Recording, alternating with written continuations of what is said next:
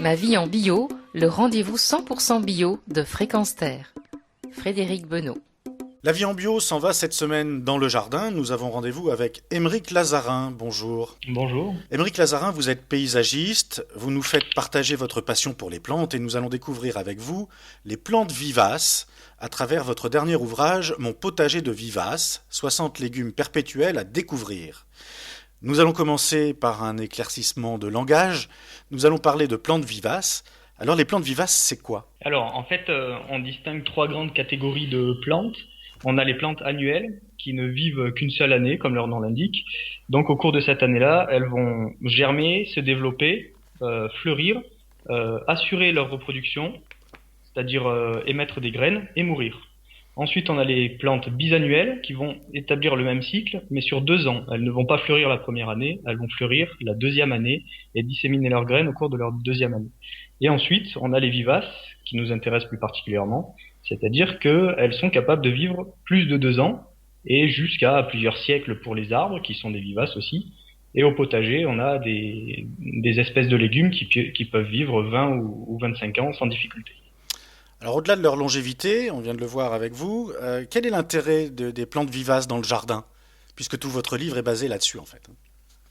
Alors, l'intérêt, c'est déjà de ne pas recommencer les mêmes tâches chaque année. C'est-à-dire que pour tous ceux qui pratiquent le jardinage dit traditionnel, chaque année au printemps, il faut recommencer à travailler le sol, recommencer à faire des plants, à les faire germer en pot, puis à les rempoter, puis à les replanter ensuite en plein champ. Et puis il faut essayer d'en prendre soin au maximum pendant toute la saison, essayer de les engraisser et de les bichonner pour assurer une récolte la plus grosse et la plus importante possible. Et en fait, je me suis aperçu que il existait des légumes vivaces qui ont peu à peu disparu de nos pratiques. Et ces légumes vivaces, alors ils donnent peut-être moins à l'échelle d'une année, mais ils donnent beaucoup plus longtemps et ils donnent donc pendant 25 ans, ils peuvent donner des productions.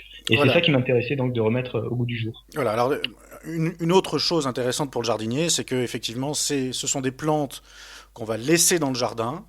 Un autre mot, un synonyme que vous utilisez dans le livre, c'est perpétuel, c'est-à-dire que on les laisse là et on n'y touche plus pratiquement. Oui, c'est ça. Et On n'y touche plus. Il y a besoin quand même de quelques soins. Voilà, alors vous allez nous expliquer ça dans un second temps, mais typiquement, dans les jardins, on voit l'artichaut, on voit des asperges, on voit la rhubarbe qui reste dans un coin du jardin et qui, chaque année, repousse au même endroit.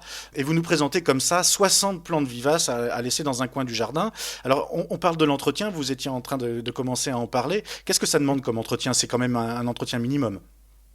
Oui, c'est un entretien minimum parce que le gros avantage, c'est que comme ce sont des vivaces, comme on n'a pas à travailler la terre chaque année et à y revenir chaque année, on peut se permettre de faire un paillage.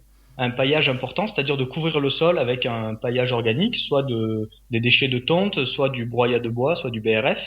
Et l'avantage, c'est que sur des vivaces, on peut se permettre de mettre un paillage qui fait jusqu'à 20 cm d'épaisseur. Et ce paillage-là, il va assurer la protection du système racinaire contre la sécheresse et contre les effets du soleil. Donc, on a beaucoup moins besoin d'arroser. Il va également assurer un amendement, c'est-à-dire qu'en se dégradant par la zone qui est en contact avec le sol, ça va assurer un engraissement permanent du sol et donc des plantes. Donc, il n'y a pas besoin d'apporter d'engrais. Vous parlez d'oca du Pérou, de poire de terre, d'ail rocambole, de choux crambé. Il y a la topinambour, par exemple. Oui, alors le topinambour... Topinambour, mais...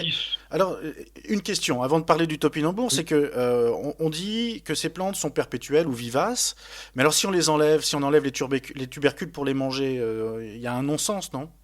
Exactement. Alors, exactement. Je vais m'expliquer là-dessus. Oui. Déjà, l'avantage de l'ensemble des tubercules, c'est qu'ils produisent énormément de tubercules. Donc, même si vous en mangez plusieurs kilos, il suffit d'en garder quelques fragments ou même 2 ou 3 tubercules que vous mangerez pas, et ça suffira pour faire perdurer la culture les années suivantes. Donc, En ça, c'est perpétuel. Si vous laissez quelques tubercules dans le sol, la culture repartira l'année suivante. Là, on vient de parler des tubercules, puis il y a beaucoup de légumes que vous appelez des légumes feuilles, comme le poireau perpétuel, la livèche, le céleri perpétuel. Oui. Là, c'est une autre catégorie. Oui, alors c'est pareil. En fait, l'organe de réserve, l'organe qui permet à la plante de passer l'hiver, ça restera toujours le système racinaire, que ce soit des tubercules ou des légumes feuilles. Ce qui change, c'est en fait la partie qui est consommée. Chez les tubercules, on va consommer le tubercule directement. Chez les légumes feuilles, on va attendre que la plante refasse des feuilles pour pouvoir la consommer. Dans ces plantes vivaces ou perpétuelles, comme vous voulez les appeler, il y a aussi les plantes médicinales ou aromatiques, il ne faut pas les oublier. Le thym, la lavande en font partie. Oui, alors on sort un peu du potager parce qu'on traditionnellement on mettait pas toujours les plantes aromatiques dans le potager. Moi je trouve que c'était l'occasion justement de décloisonner un petit peu tout ça et de remettre pourquoi pas des plantes aromatiques et médicinales dans le potager, mais aussi des petits fruits. Alors il y a le fraisier, typiquement. Oui, bah le fraisier c'est pas très original, j'ai rien inventé, mais il y en a d'autres qui sont plus originaux qui peuvent aussi trouver leur place dans le potager. Comme. Comme par exemple le kiwai. Voilà, Le kiwai, ça, j'étais étonné. C'est l'orthographe. J'ai vu kiwai et vous dites bien kiwai. J'ai oui, dit, c'est ça, le kiwi. Alors ça, vraiment, je vous le recommande parce que, alors c'est un tout petit kiwi qui fait peut-être 2-3 cm de hauteur, qui ne s'épluche pas, mais alors qui a un parfum qui est encore meilleur que les meilleurs kiwis que vous avez pu goûter peut-être.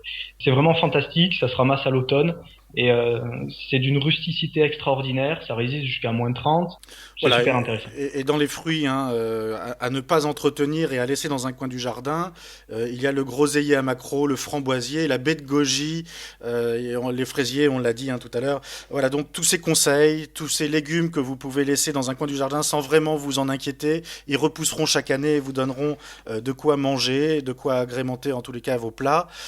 C'est à retrouver dans le livre d'Émeric Lazarin, Mon potager de vivaces, 60 légumes perpétuels à découvrir. C'est aux éditions Terre Vivante, terrevivante.org. Et bien entendu, rendez-vous sur le site de Fréquence Terre pour retrouver toutes les références de ce magazine, La vie en bio. Merci Émeric Lazarin. Merci beaucoup.